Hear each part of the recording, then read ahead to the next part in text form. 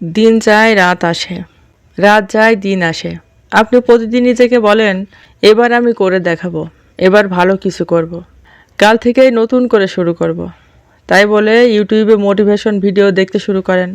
একটা দুইটা দেখার পর আপনি দেখতে থাকেন কার সাথে কার বিয়ে হলো, ডিভোর্স হলো, কার বাচ্চা কার পেটে, কারা কোথায় কট খেলো, কারা সেলুন উদ্বোধন করলো, কারা পার্লার উদ্বোধন করলো, অথবা নাটক, cinema, roasting video, blog video, এসব দেখে ৩-৪ ঘন্টা সময় শেষ।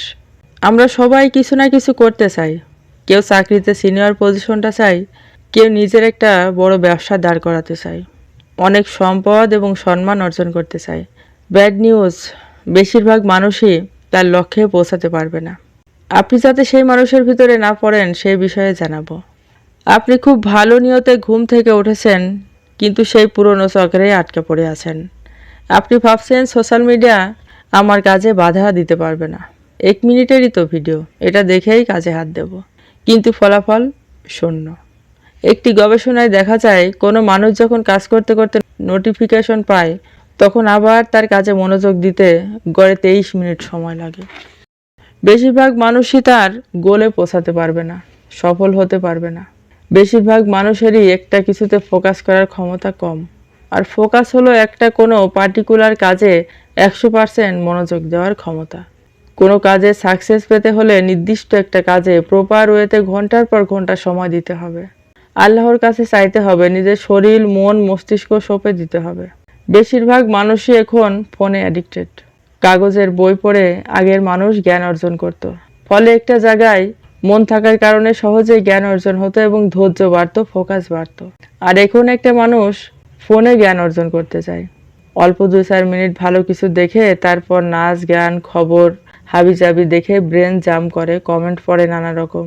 ব্রেন জ্যাম হয়ে যায়, মাথা ভারী করে ফোনটা রেখে হাই হতাশ করে। এভাবে সে তার গোল অ্যাচিভ করতে পারবে না। এখন আপনি যদি অন্যজনের ভিডিও দেখে ফোনে অ্যাডিক্টেড হয়ে থাকেন তাহলে আপনি আরেকজন ক্রিয়েটরের কনজিউমার হয়ে থেকে যাবেন। যদি জীবনে কিছু করতে চান তাহলে কনজিউমার মাইন্ড থেকে ক্রিয়েটর মাইন্ড অন করতে হবে। নইলে আপনাকে মাধ্যম করে অন্য ক্রিয়েটর আর সোশ্যাল মিডিয়ার মালিকরা টাকা কামাবে। আপনি হাহুতাশ করে জীবন কাটাবেন। আপনার প্লেলিস্টে কোন ধরনের ভিডিও আছে? আপনার ফোনে কয়জনকে সাবস্ক্রাইব বা ফলো করে রেখেছেন দেখেন তো। সব আনফলো করে দিবেন।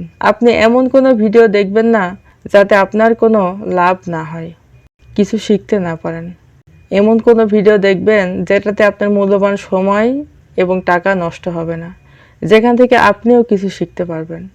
নির্দিষ্ট 5 থেকে 10টা চ্যানেল ফলো করে রাখবেন, যেখানে আপনি জ্ঞান অর্জন করতে পারবেন, হাতের কাজ শিখতে পারবেন, কিভাবে অর্থনৈতিকভাবে সুস্থ হওয়া যায়, কিভাবে শারীরিকভাবে সুস্থ থাকা যায়, ধর্মীয় জ্ঞান অর্জন করা যায়, এগুলো দেখবেন। এছাড়া কিছু আপনার দেখার বিষয় না। আপনি যখন ফোনে কোনো জ্ঞান অর্জন করতে যান বা হাতের কোনো কাজ শিখতে যান তখন ওই রিলেটেড ভিডিও ছাড়া আর অন্য কিছু দেখবেন না।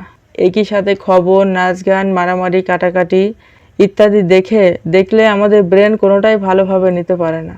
আপনার হাতের ফোনটা ভালো কাজে লাগান, আপনার সময় ভালো কাজে লাগান। সম্পদ গেলে সম্পদ অর্জন করা যায়, কিন্তু সময় গেলে সময় আর ফিরে আসে না, ফেরানো যায় না।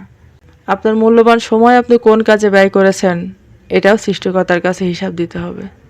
আপনার মূল্যবান সময় এবং কষ্টে উপার্জিত টাকা হারাম পথে ব্যয় করবেন না।